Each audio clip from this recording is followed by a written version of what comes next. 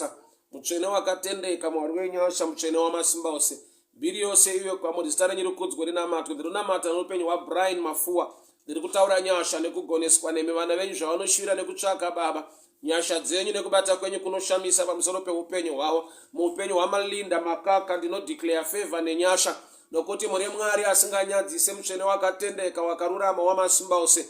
All the glory, all the praise belongs to you, for you are faithful. In the name that is above every name, in the mighty name of Jesus Christ of Nazareth. Amen and amen. Ndinotenda Mwari zvikuru. Mwari werugare vakuchengetei. Our scripture reading this morning is coming from the book of Acts chapter 3. Chada ndiverenge shoko raMwari kubva kubook ya Acts chapter 3.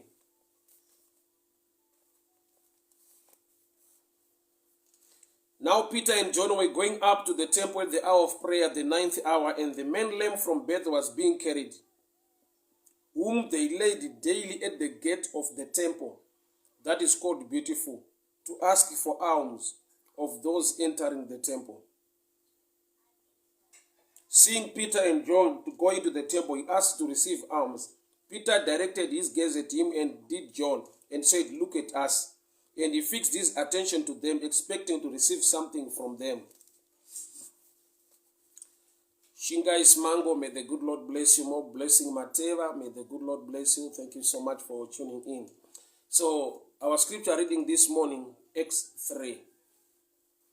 Baba Sawapo, sorry, chapter 3, verse 1. It's a common scripture, but Mwari vane kumwe kutaura kwavaisa mukati mehana yangu so that I can share with you, people of God, this morning.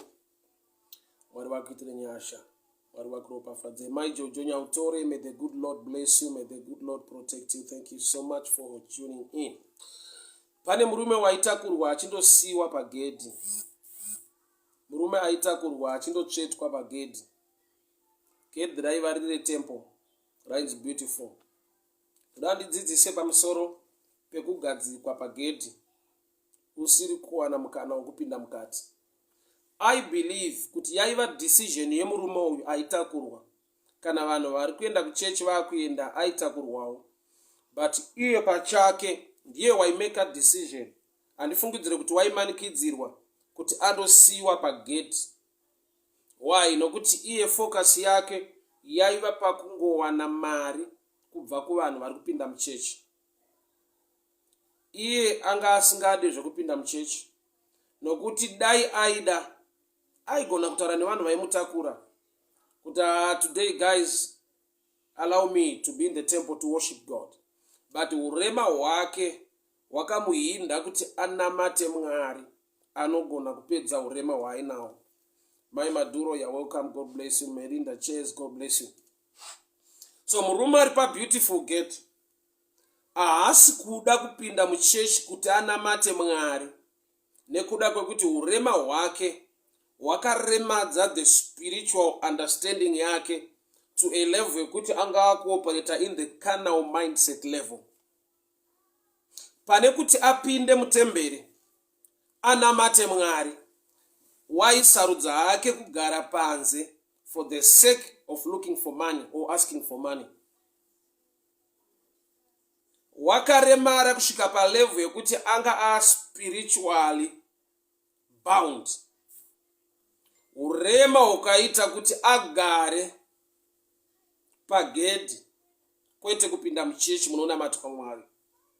You are so close to the temple, but iye maari musina moyo wekuda kuti ndipinde mutemberi ndinamate. Asi achida mari inobva kuvanhu vari kupinda mutemberi.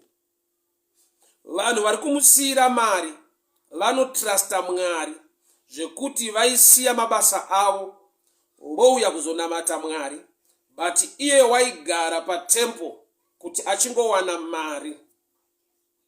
Kuremara kwakadaro mupfungwa kwakabata ruzhinji. Ukaona munhu auya kuchechi haasi kuuya kuti azova nerelationship naMwari zvichida, ari kuda kuti nhau dzemari dzake dzigadziriswe, financial status yake, machallenges ake ndo ari kumuunza pachechi, kwete rudo rwaMwari uye nekukodzera kwakaita Mwari kuti vanofanirwa kunamatwa. Kuremara ikoku kwabata vazhinji vedu zvekuti kuchechi tiri kuenda but tiri kutakurwa nemindset yekuti Mwari ngavachinje upenyu hwangu, Mwari ngavandipe pfuma, Mwari ngavaite zvinhu zvangu zvinobatika zviendeke, which is good. Mwari izvozvo vanozvigona, but ngatitarisei zvakagonekwa naMwari vasati vatigonera mafinancial issues. Chakagonekwa naMwari vakatipa upenyu, the gift of life. Chakagonekwa naMwari vakatipa mwanakomana wavo Jesu kuti ani naani anotenda maari aregere kufa ave neupenyu husingaperi. Zvoreva kuti tisati tauya kuzotsvaka Mwari zvavangatigonere nekutiitira, let us come to worship him nekuda kwezvaakagona uye zvaakatiitira. I don't know kana ndiri kunzwika ipapa. Chechi ndinzwei. Murume aisiwa paBeautiful Gate yanga iri choice yake, yaiva decision. Urema hwakasvika pakumuremadza spiritually zvekuti anga asisaone value to worship God, aisa value to look for money in the name of God. Haasi kuenda pabhawa kundotsvaka mari, haasi kuenda pamarketplace kundopemha mari, but wauya kuzotsvagira mari yake pagedhi rechechi. Zvoreva kuti munhu uyu ari close to the church, but ari closed muunderstanding yekuisa value yekuti Mwari unofanirwa kunamatwa. Why decide pachake, why zvisacrifice pachake kuti kana hama dzangu manditakura handidi kupinda muchechi, ndisiyei pagedhi ndizviwanire mari dzangu, kana service yapera munditakure tidzokere kumba. Tine vanhu vakadaro mukurarama kwatiri kuita nhasi, kuti kuchechi anouya but muukama naMwari ahamo. Chaari kuda is the hand of God to reach to him, but haasi kuda kuti his praise ite reach to God. Fungwa yake ndekuwana solution kubva kuna Mwari, but asingade kupa Mwari angape solution muupenyu rumbidzo, asingade kupa Mwari honor, asingade kupa Mwari praise. I've come to challenge you this morning. Let's also focus zvakagonekwa, zvinogonekwa, zviri kuitwa naMwari muupenyu hwedu. Tine machallenges atiinawo. Ngatimbobvisai ndiro yekupemha yatakagara nayo paBeautiful Gate, tombopinda mutemberi macho, tomboti Mwari kudzwai, tomboti Mwari ongwai. Namatwai nokusingaperi nokuti makanaka, kudzwai nokuti makatendeka. Imi munotipa chipo cheupenyu nekurarama, mhuri dzamakatipa Mwari, nemabasa atinobata Baba. Kuchema kungavapo muupenyu hwedu, asi tauya kuzokupai rumbidzo. Handidi kugumira pagedhi kuti ndigopiwa mari mundiro, ndakuda kumbopinda mutemberi macho ndimbonamata iye Mwari une nyasha neupenyu hwangu. So murume uyu wanga wakaremara spiritually, mentally, kuti muchechi haadi kupinda, but anoda kutakurwa kuti andogara padhoor, pagedhi, achitarisira kuhelp kubva kuvanhu vari kundonamata Mwari, but iye asingadewo Mwari iye. Wakasvika pakuisa trust kuvanhu, akanyima kutrusta Mwari. Nechikonzero chekuti kana aitrusta Mwari waifanirwa kupinda muchechi, but iye aisiwa pagedhi achimirira vanhu vachauya kuchechi. Kureva kuti instead of waiting upon the Lord and trusting God, wakapinda muchechi, wakagara pagedhi trusting the hand of man. Kuti vanhu vachatambanudza maoko, vanhu vachaisa mari mundiro. Murume uyu wakava munhu akaremara outside and also inside. And the danger part ndeyekuremara inside. Aigara pagedhi rinonzi Beautiful, gedhi repachechi. Vamwe vachipinda muchechi aisara ari pagedhi. Chamuita kuti agare pagedhi, urema hwamuataka to a level yekuti kungoraramira kusustena urema hwake, mari dzaanowana iye akaremara kuti akwanise kurarama, but asingade kutenda Mwari nechipo cheupenyu. Nyangwe akaremara haadi kuwana mukana wokupinda muchechi kuti anamate. So vanhu vaimutakura vaimusiya pagedhi rainzi Beautiful. I don't know kuti sei gedhi rakanzi beautiful, zvichida nenyaya yekuti ndopaitika zvemari. But the real beauty was inside. Kunaka nekururama kwaMwari kuri mukati. Iye waigumira pagedhi nekuda kwekuti aitarisira kuti vanhu vachamuitira something. Ichokwadi vanhu vane zvavaimuitira, but zvinoitwa nevanhu zvine limit maringe capacity, maringe kuwana kwavo nekugona kwavo uye nemwoyo yavo. Anhu vane zvavanogona kuitira munhu asi zviri limited maringe mwoyo yavo nekuwana kwavo. Asina limit anoita zvinoshamisa zvinodarika kuita kwevanhu ndiMwari. But murume uyu waigara pagedhi asingade kupindawo mutemberi to worship God. So musi waakasimuka akafamba, akapiwa vhangeri remukati, nokuti mukati maindoparidzwa Kristu, mukati mainoshumirwa Jesu. Iye ari panze waipiwa mari. So Peter wakauya ndokubva arivhesa vhangeri remurume uyu raakagarira, ndokubva ati silver and gold kana iri mari hatina. Maybe I need to read sibatsirike zvakanaka. But Peter said, I have no silver and gold, but what I do have, I give you. In the name of Jesus Christ of Nazareth, rise up and walk. So, change your life yake iri permanent. Yekuti agono kufamba arigere kutakurwa nevanhu. Yakauya musi waakaudzwa, waakapuwa Jesu. Mazuva ese aigara kunze achimirira zvaangapiwe nevanhu.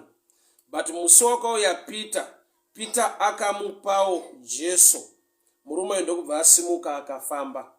Zvoreva kuti ainga asingapinde muchechi mazuva ese aya, haasi kupinda muchechi. Chikonzero une zvaaitarisira kuti vanhu vangamuitire. But musi waakaitirwa naJesu ataurwa naPeter, murume uyu wakapinda muchechi. Murume uyu wakatanga kufamba. So pane panogumira vanhu, asi Mwari unotangira panogumira vanhu. Life yako une zvaunotarisira kuti dai zvaitika dai Mwari vakuitira muupenyu. Mwari izvo vanogona. Asi rega nditaure chinhu ichi. Murume muhurema hwake akashayiwa a certain day, umwe musi zvawo waakapindawo muchechi. Bible rinoti waitakurwa daily achisiiwa pagedhi. I'll read 2. Acts 3 verse 2.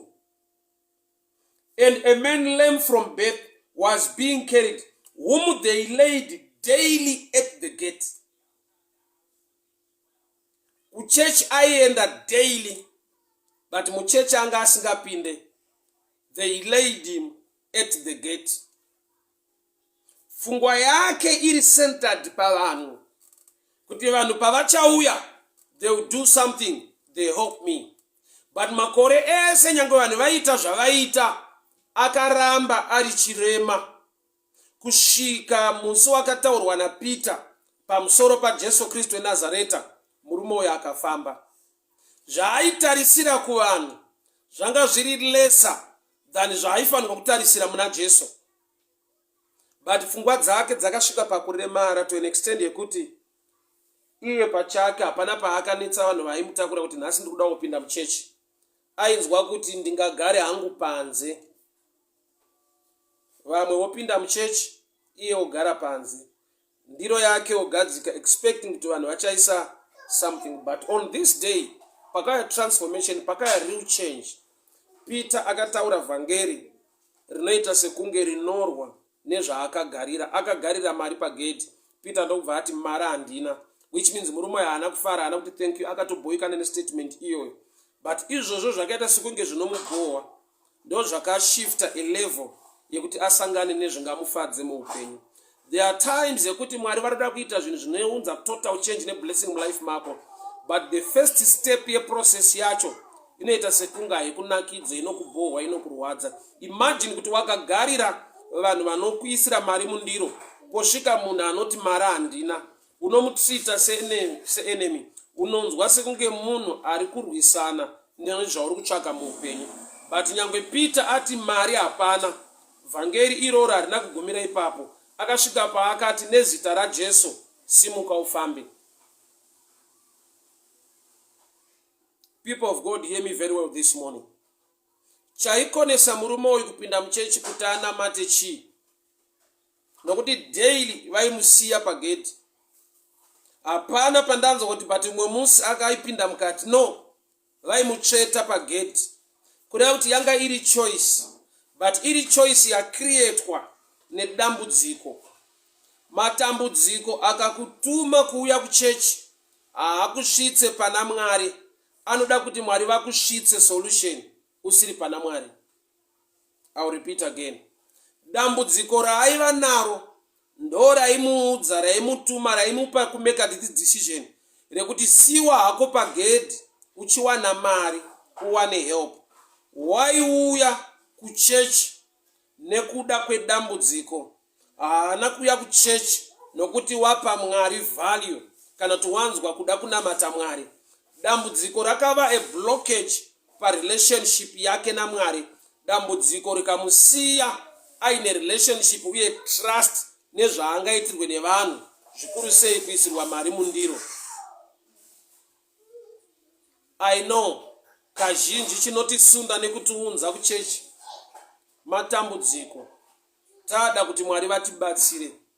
But here is a tip. Ngatiregei kugumira pakutsvaka kubatsirwa naMwari. Ngatisvikei palevel yekuti nyangwe zvaitwa kana zvikasaitwa, titarise kugona nekunaka kwaMwari. Zvikuru sei the gift of life. Zvikuru sei upenyu nyangwe nemhuri dzavakatipa. Tine zvinhu zvisingagone kutengwa nemari. To have a family, to have a relationship, kuva nemarriage chaiyo. I was talking to some guys yesterday. Ndichiti ukatarisa divorce yakaitika kuna Bill Gates, murume ane mari dzake. Tai expecta kuti relationship yevanhu vari so rich, mamillionaire, inenge yaingori smooth ichiflowa. So chinhu chakatadza kufixwa nemari mumarriage ya Bill Gates, chinhu chinogona kugadziriswa naMwari. Chaitirwa vazhinji vasina mari naMwari, vakasvika pakuchembedzana, vaine rudo rwakanaka semhuri. So kune ma-issues ekuti money cannot fix. Kune ma-issues ekuti money cannot fix. Murume unyangu aipiwa mari ari pagate rinonzi beautiful, life yake haina kuva beautiful. Why? Nokuti kuva neurema hwekuti unorelaya nekutakurwa nevamwe kunonetsa. Zvikuru sei vanokutakura vanogona kusvika pavanoneta, or else vanokutakura vanosvika pavanogona kudimanda a certain percentage yekuti pamari yese yauri kuwana, remember tisi tinokutakura chindokusvitsa ipapo. Kureva kuti murume uyu anga atova a source of income to some other people vairelaya neurema hwake, nokuti haafambe. Saka vakamutakura vakamusiya pagate akapiwa $100, they want maybe $20 or $10. Akasvika pakunegotiate a deal nevanhu vanomutakura, nokuti vanhu vanogona kusvika pavanoona kuti this man is making money, nekuti tiri kunomutakura chimusiya pagate, let's negotiate a deal. So there are times ekuti urema hwake hwanga hwakutoitirawo futi zvakanaka vanhu vanomutakura, nokuti vanga vatosvikawo pakubenefita urema hwake. So zviri pachena kuti neimwe nguva vanhu vaitofadzwawo nazvo zvekumusiya pagate. So murume uyu waifanirwa kusvika paanomeka a decision iye pachake, despite urema nezviri kunetsa, kuti asi kungovawo mupenyu, kungovawo munhu anorarama inyasha dzaMwari. Akashayirei nguva nemukana wekumboti nhasi varume, mari hongu ndinoida, asi ndaakuda kuisa Mwari pamusoro pemari dzandiri kutsvaka. Opinda mutemberi onamata, but pfungwa yake yaingova yekuti pandasvika panapa ndipo. Kureva kuti life yake yaikontrolwa nekuremara kwaakaita. Urema hwaimuudza kuti tsvaka mari urarame, hauna kumuudza kuti tsvaka Mwari uve neshanduko. Akasvika pakugamuchira urema hwake nedambudziko rake to extend yekuti ndo zvanga zvakumukontrola. Matambudziko anosvika paanokontrola munhu to an extent yekuti anoshayiwa a day to worship God, a day to honor God, a day to praise God. Anoshayiwa all the days kuchema nekuungudza nekudemba. I know tine nguva yekusvima misodzi nekuchema pamberi paMwari nekuda kwezvinhu zvinorema nekunetsa, but ma-challenges ngaaregere kurobha isu an opportunity to honor God, to praise him and to worship him. Dambudziko riripo. I love Daniel chapter 6 verse 6. Bible rinoti mambo pavakauya mangwanani vakati, Daniel, Mwari waunonamata akurwira here? Daniel akadanidzira back to the king kuti mambo raramai nekusingaperi. Instead yekuti Daniel adanidzira kuti ndiburitsei, he was not in a hurry. He began to give honor, respect or praise to the king whilst he was still in the lion's den.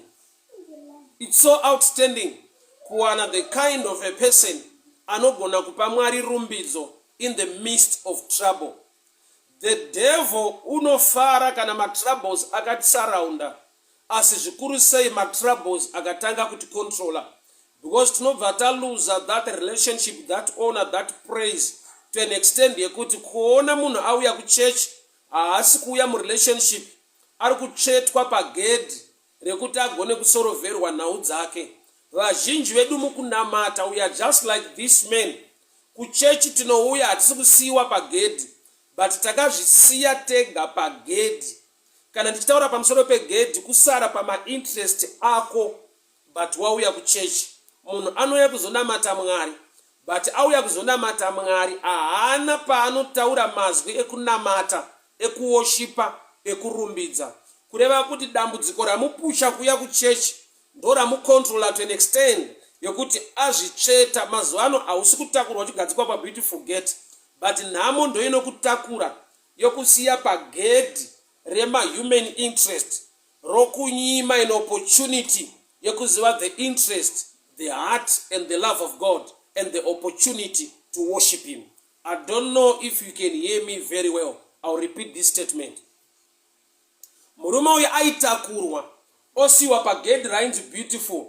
Pagedhi pairepresenta ma-interest ake, mari dzaaitsvaga nehope yaaida zvinowanikwa pagedhi. So kugara pake pagedhi kugarira ma-personal interest, but igedhi renzvipo ipi?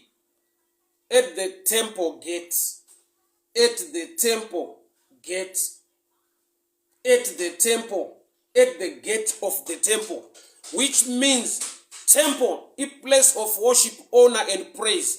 But iye anga abuda mu worship, honor and praise, but auya panzvimbo iri kungonzi temple gate, kurati he is not inside, he is at the gate. To us now it simply means kune vamwe vedu, kune unhu hwataanawo hwekuti kuchechi tinouya, but hatipinde mu worship, hatipinde mu praise, hatipinde mukurumbidza nekutenda Mwari. Tinogumira pama self interest sezvaita murume uyu. Wese ari pama self interest wakagara pa beautiful gate. Beauty yako ndo zvauri kutsvaga.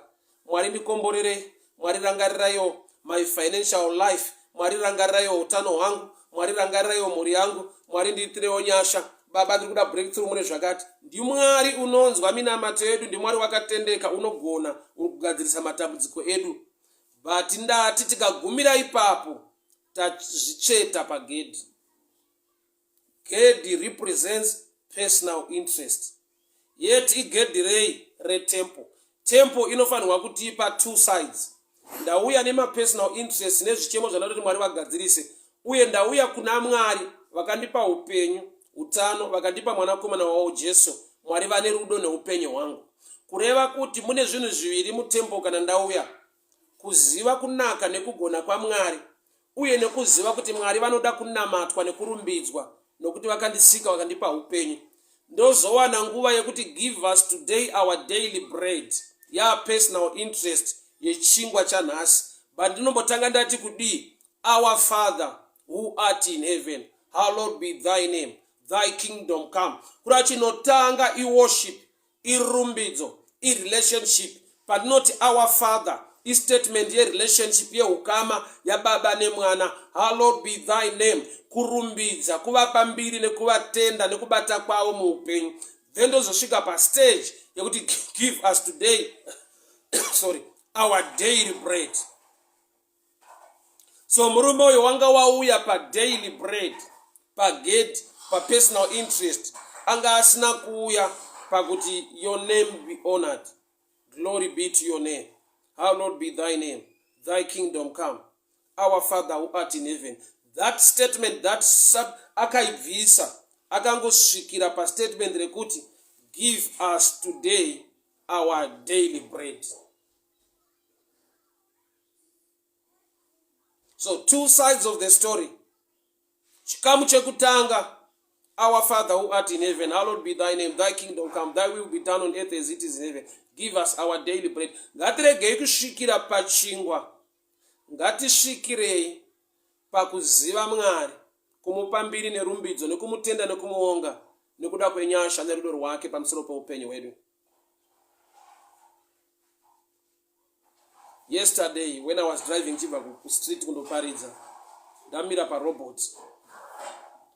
Vakomana vaitengesa mavenda vaitengesa varipo. And now it's a window, but I looked at the guy. We are almost of the same age. Something struck in me. You see this guy and you're almost of the same age. Difference iripo ndeyekuti Mwari vakakuwanira nyasha. Munyika yakamira sekuoma zvayakaita kudai so. Waigona kunge uri part of this group yevakomana vari kutengesa vakamira parobot. Hakuna chaitatisa kuita izvozvo. Nekuda kwokuti dzimwe nguva wakatarisa vakomana ivavo, level of education neni tinenge takafanana, or else they are better than me. Sikuti kana vasina kuwanira nyasha dzauinadzo, saka vakamira pavakamira. So there are times yekuti nyangwe une ma-challenges nema-problems auinawo, you need to meditate concerning the love of God and His grace towards your life. Kune munhu wezera rako anenge iwewe asina kuwanirwa nyasha dzauinadzo, asina upenyu hunenge hwako. Kwete nekuti akaita zvivi zvakawanda, you are too smart. No. Grace nyasha dzakangokuvhumbamira.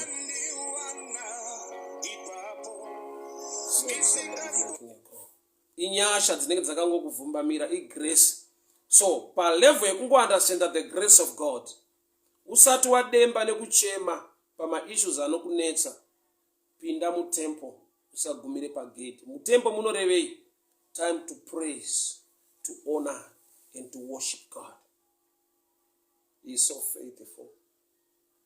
Kabadabasanda riba jadi mande bazata kauzarianda lebo jali gabasai menta kaze baya kauka dia kasa baba makana kamchene makatende kamwari wakarurama. Hakuna wakaita semi Jehova, Mwari wa Israeli, wazuro nasi na mangwana, the God of Abraham, Isaac and Jacob. We thank you for your love. We thank you for your mercy. We thank you for your grace, your hand of favor, your hand of protection. We thank you, Father, for the gift of life. I thank you, Lord. I thank you, Father. Nekuda kwe mhuri yangu Mwari, nekuda kwe mdzimai wangu, nekuda kwe vana vangu. Ndinokutendai nechipo cheupenyu, ndinokutendai neutano, ndinokutendai nekundichengeta nekundirwira. Ndakupai mbiri, ndakuremekedzai. Makanaka, makanaka, makanaka, makatendeka, makarurama. Ongwai, kudzwai namatwai nekusingaperi Baba. Muromo wangu unopupura kunaka nekugona kwenyu. Makandinakira Mwari. Munondirwira, munondichengeta, munondigonesa. Munondichengeta Baba neruoko rwenyu rwenyasha. Kudzwai wongwai mutsvene. Yemi makatipa Jesu mwanakomana wenyu, kuti ani anotenda mari aregere kufa neupenyu usingaperi. We thank you, Father, for the gift of life. We thank you for the gift of salvation. All the glory, all the praise belongeth to you, for you are faithful. We thank you, Lord. We honor you. Kudzwai wongbai, namat kwai remekedzwai. Makatendeka Baba, makarurama Jesu. There are times you need to meditate. Kumbowa nenguva yekutarisa nekuongorora upenyu. Why? Usati wasvika pagate rema personal interest, chimbopinda mutemple to worship and honor God for the gift of life. For the gift of life. Chipo cheupenyu. Like in our times, muma days ano atararama atichiri COVID-19. Chirwere chakauraya vazhinji. Vazhinji vakarasikirwa nevadikani vavo. Mwari vakatiwanira nyasha. Mwari vakatipa mukana wokurarama. Rega kugumira pagedhi. Pinda mutempo upe Mwari rumbidzo. Upe Mwari honor. Murumo yaiva personal decision. Why? Nokuti anga aine right. He was a man. Munhu anga akura. Anga aine right yekuti varume imbonditenderewo ndipinde muchechi musandicheta pagate. But Bible rati daily they laid him at the gate. Handiziva ndiri kutaura naye. Wagara pagate pama personal interest for a long time. I know pane zviri kurema nezviri kurwadza. Life ndo zvairi ndo zvayakaita. But I want to challenge you this morning. Enter into the temple. Enter his gates with praise and honor. Worship him. Worship him. Worship him. Kabadayasa. This is a challenge. Yandaona mbuku ra Daniel. Kuti Daniel unoti mambo raramaini kusingaperi. Yet he was still in the den. Each challenge and kuona from the book of Job. Bible not Job. Araskirwa nezvese. Vakaramba achiti Mwari ndi Mwari. Ngakudzwa nokupuwa mbiri. Daramba mweya wokusara pagate. Ramba mweya wokugumira pagate pama personal interest. Pinda mutemberi upe Mwari mbiri nekumurumbidza. Baba tinokupa mbiri tinokutendai nekuda kwenyasha.